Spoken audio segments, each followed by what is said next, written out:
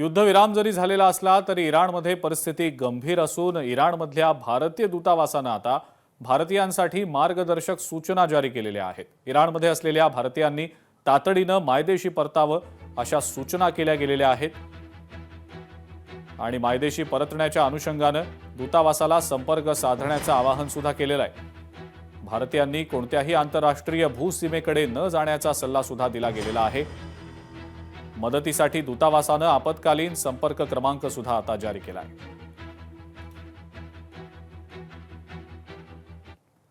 America आणि इराणच्या प्रतिनिधी मंडळांच्या आगमनाच्या पार्श्वभूमीवर पाकिस्तानमध्ये इस्लामाबाद प्रशासनानं शहरातले काही मुख्य रस्ते रहदारीसाठी वाहतुकीसाठी बंद केलेले आहेत। इस्लामाबादच्या सेरेना हॉटेलमध्ये प्रतिनिधी मंडळ येणार असल्याचं समजतंय आणि या हॉटेलच्या आजूबाजूचा जो सगळा परिसर आहे तो सील करण्यात आलेला आहे।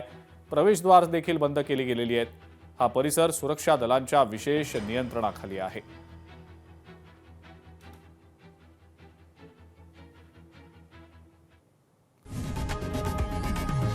लोकशाही मराठी ऐका, पहा, जागरूक रहा।